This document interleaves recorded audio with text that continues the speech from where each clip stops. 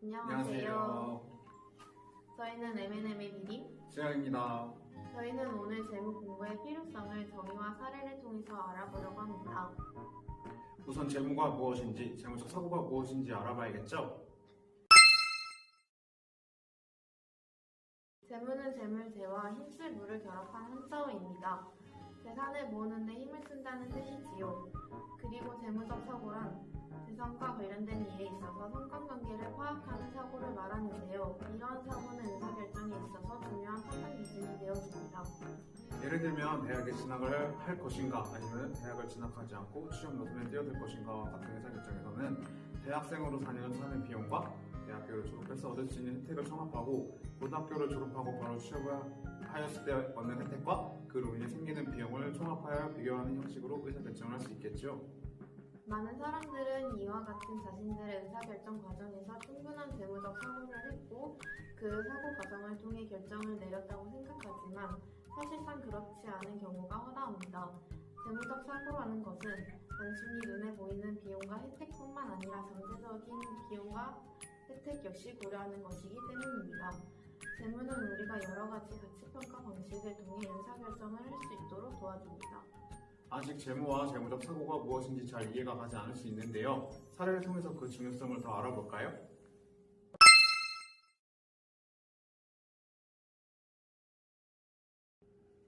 네, 첫 번째로 소개해드릴 사례는 과거 푸드트럭이라는 방송 프로그램에서 백종원 씨가 떡갈비 토스트에 대한 솔루션을 제시했던 것인데요. 해당 방송에서 백종원 씨는 떡갈비 토스트의 맛에 대해서 굉장히 극찬했습니다. 그러나 맛에 대한 극찬과는 반대로 메뉴에서 빼라고 솔루션을 내렸었는데 떡갈비 토스트를 만든다는 가정하에 생기는 손해를 계산해 봤을 때 타산이 맞지 않는다는 이유 때문이었습니다. 백종원 씨가 이러한 솔루션을 내린 이유를 추가 설명하자면 떡갈비 토스트를 만드는 데 걸리는 시간이 주요 문제였는데요. 하루 8시간씩 쉬지 않고 만들고 만든 것을 전부 팔았을 때 생기는 이익은 9만원입니다. 하루 9만원 이익을 한 달간 얻는다고 가정하면 270만원의 수익을 올립니다. 거기서 관리비나 원재료비 등을 제외하면 그것보다 적을 수밖에 없습니다. 게다가 생산한 것이 전부 판매되지 않을 경우 그보다 수익이 낮아지게 됩니다. 이것이 백종원 씨가 맛있다고 극찬했음에도 떡갈비 토스트를 메뉴에서 빼라고 한 이유입니다. 네, 외식 산업에서 맛이라는 단일 요소뿐만 아니라 생산 가능 시간과 성과 기대치 등 여러 가지 요소를 고려하는 점에서 백종원 씨의 재무적 사고로 엿볼 수 있었습니다.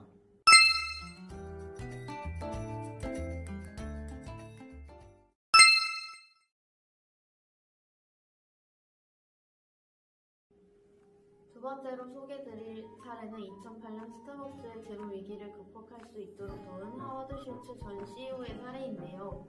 세계적인 음료 기업으로 승승장구하던 스타벅스는 2008년 말부터 재무 위기를 겪게 됩니다. 이때 당시 스타벅스의 주가는 무려 42% 이상 하락하였는데요. CEO 하워드 슐츠는 이런 문제를 해결하기 위해 과감한 전략을 사용합니다. 2008년 2월 26일 미국 내 모든 스타벅스 매장의 문을 닫은 후 하루 동안 직원들에게는 커피를 만드는 기술을 가르치고 만여 명의 관리자들은 뉴 올리언스 컨퍼런스에 불러 모아 관리자 리더십 교육을 진행하였는데 이는 엄청난 비용을 수반했습니다. 스타벅스의 주주들은 이런 엄청난 비용을 수반한 하워드 슐츠의 행보로 인하여 당시 그의 CEO 자격을 의심했다고 합니다. 하워드 슐츠의 교육과 컨퍼런스는 전 직원들에게 스타벅스의 핵심 가치를 제고시켰습니다.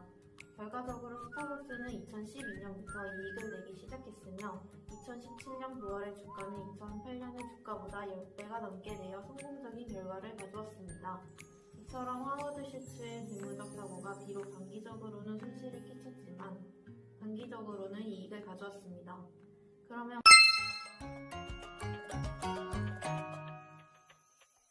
반대로 재무적 사고가 부족한 경우에는 어떤 일이 발생할까요?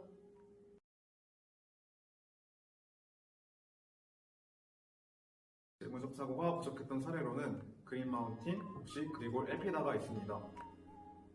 미국의 그린마운틴은 초창기 커피 메이커 큐리그와 전용 캡슐 커피를 판매하며 높은 수익을 창출하였고 이로 인해 기업가치 150억 달러를 넘기며 미국 증권 거래소에 상장할 수 있었습니다.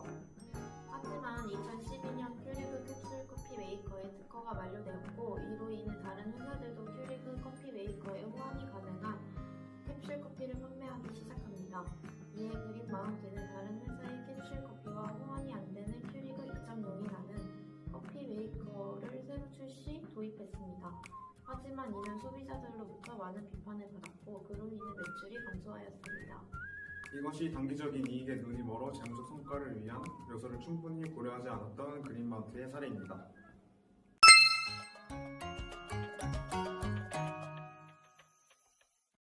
그러면 옥시에서는 무슨 일이 있었나요? 과거 옥시에서 가습기 살균제 제품으로 인해 폐 손상 증후군이 일어나 영유아, 아동, 임산부, 노인 등이 사망한 사건이 있었습니다. 원래 옥시의 가습기 살균제는 독성 물질이 아니었으나 2001년부터 지속적인 원가 절감 추구로 원료를 변경했습니다. 이러한 원료 변경이 사망 사건의 원인이 되면서 옥시는 전체 매출의 1%도 안 되는 가습기 살균제 때문에 최악의 기업이라는 불명예를 얻게 되었습니다. 옥시 역시 앞서 말한 그린 마운틴의 사례와 같이 단기적인 이익에 눈이 멀어 중요한 가치를 보지 못한 사례입니다. 진정한 재무적 사고를 위해서는 장기적이고 지속적인 이익을 위해 눈앞의 단기적인 이익을 포기할 줄 알아야 합니다.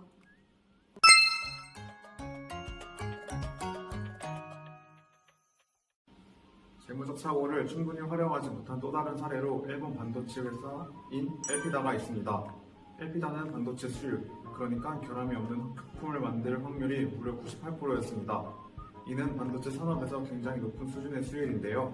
엘피다는 이런 높은 수준의 품질을 만들기 위해 너무나 많은 투자를 하였고 이러한 투자로 원가가 상승하여 타 업체에 비해 2배 가까운 가격으로 반도체 산업에서 경쟁력을 잃었습니다. 품질에 심혈을 기울이다가 가격을 고려하지 못한 사례로 볼 수 있겠네요. 네, 그렇습니다. 재무적 사고는 하나의 요소만 집중하는 것이 아니라 여러 요소들을 총체적으로 고려하는 능력입니다.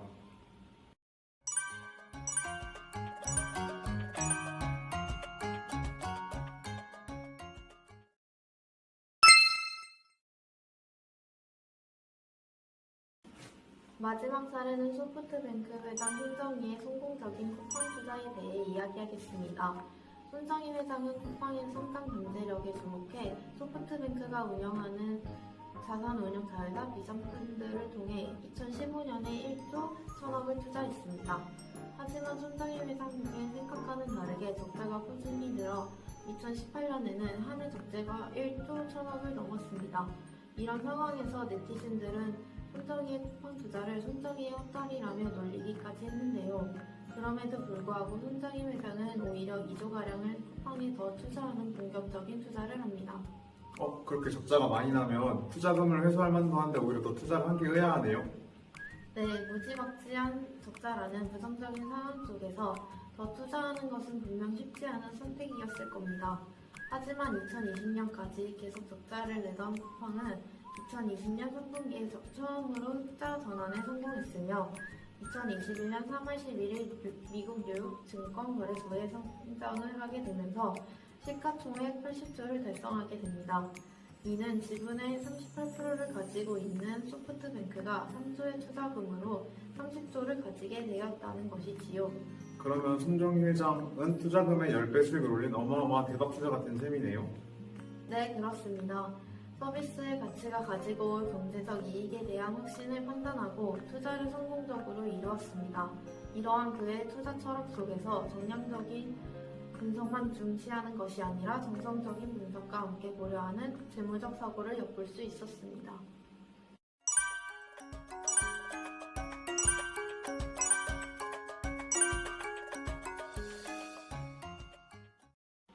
네, 오늘은 본격적인 재무 관련 정보를 알려드리기 전에 재무적 사고의 필요성을 정의와 사례를 통해 알아보았습니다.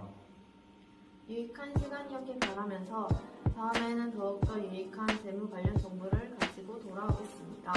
그럼 다음 시간에 봐요. 안녕.